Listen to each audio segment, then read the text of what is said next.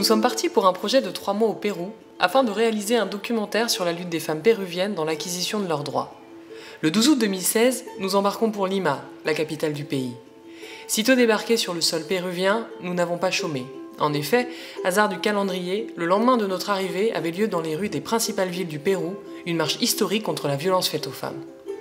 Impulsée par le collectif Ni Una Menos, pas une femme de moins, la manifestation a rassemblé plus d'1 demi-million de personnes, une mobilisation sans précédent pour le pays. Pour nous, ce fut l'occasion de prendre la température et de jauger de quelle manière la thématique de la violence de genre était considérée dans le pays.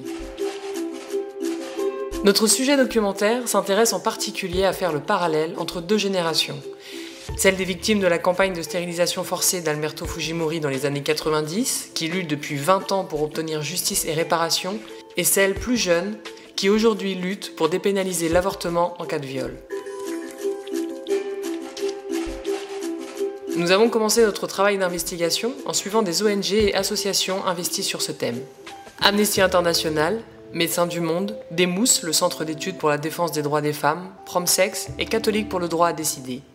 Leurs représentants nous ont donné le contexte politique et social dans lequel s'inscrivaient ces thématiques et nous avons aussi pu les suivre sur quelques actions de terrain. Amnesty International travaille entre autres sur les thématiques des droits sexuels et reproductifs et milite pour une meilleure éducation auprès du jeune public. Elle a également initié la campagne Contra su voluntad, contre sa volonté.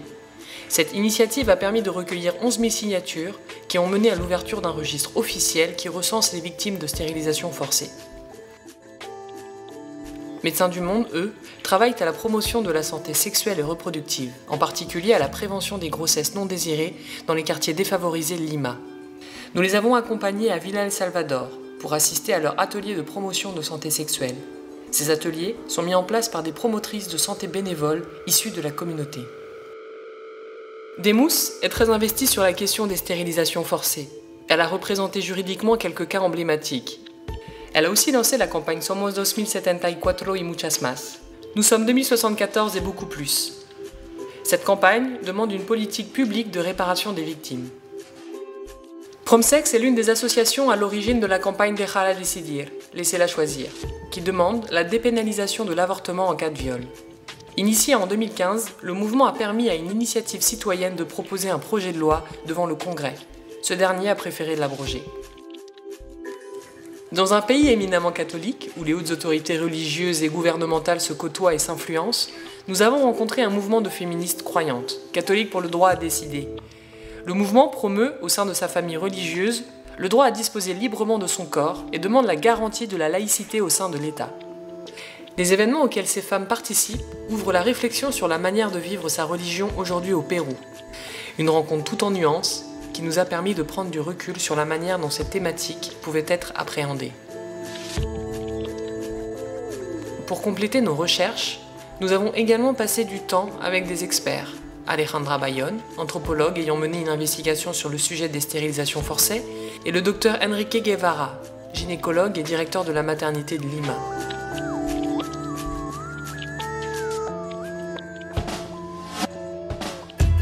En suivant les associations sur le terrain, nous nous sommes aussi intéressés de plus près aux motivations de ces militantes qui chaque jour descendent dans les rues, crient leur colère et organisent happenings et événements de sensibilisation.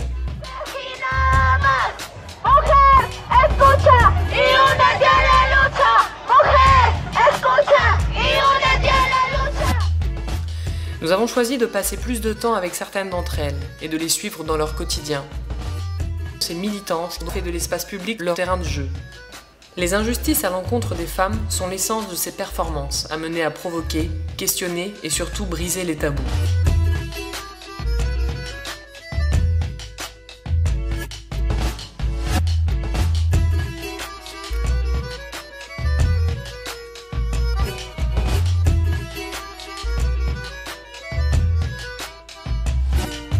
Après un mois passé à Lima, nous nous sommes envolés dans les montagnes andines de la région de Cusco pour la 2e phase de notre travail, rencontrer des victimes et récolter leurs témoignages.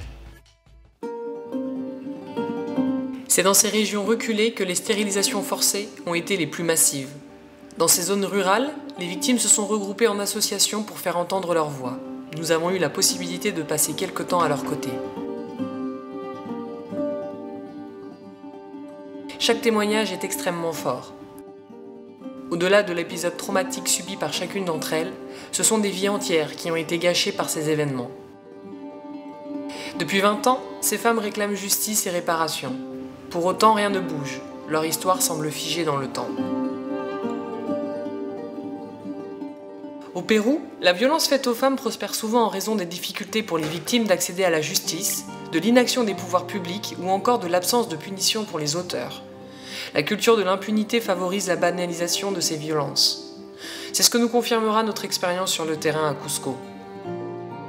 En parallèle de notre travail avec les survivantes de stérilisation, nous nous sommes également rendus dans une maison d'accueil pour mères adolescentes, la Casa Mantay. La maison prend en charge une vingtaine de jeunes filles, souvent victimes d'agressions sexuelles, avec leurs jeunes enfants. Elle leur fournit une attention médicale et psychologique, une protection juridique, une éducation et l'apprentissage d'un métier.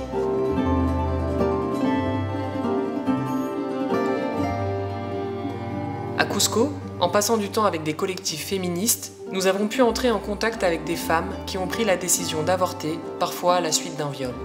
Ces jeunes femmes avaient moins de 20 ans au moment des faits. Au traumatisme de l'agression sexuelle, se sont souvent ajoutées la barbarie d'un avortement clandestin et la honte de devoir finalement aller en parler à un médecin quand cela ne s'est pas bien passé. Une humiliation infligée par l'État, comme nous le dira l'une d'entre elles.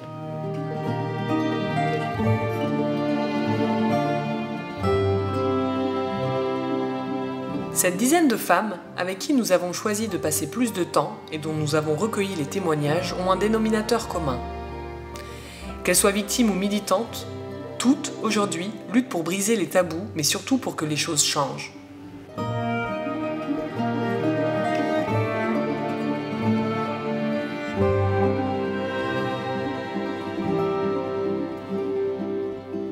Nous rentrons à Lima, après 1 mois et demi de voyage dans l'ensemble du pays à tourner séquence sur séquence. Nous retrouvons les associations et les ONG qui nous ont accompagnés tout au long de notre projet. Les choses sont en train d'évoluer depuis la marche du 13 août. La parole s'est libérée. Si le chemin est encore long, cet événement a eu le mérite de réveiller la conscience collective.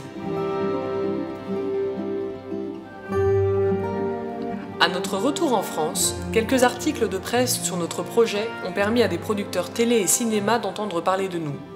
Certains nous ont contactés pour une collaboration. La machine est lancée. Et même si le temps de production est plus long que prévu, nous espérons voir notre film bientôt diffusé au plus grand nombre, en particulier au Pérou.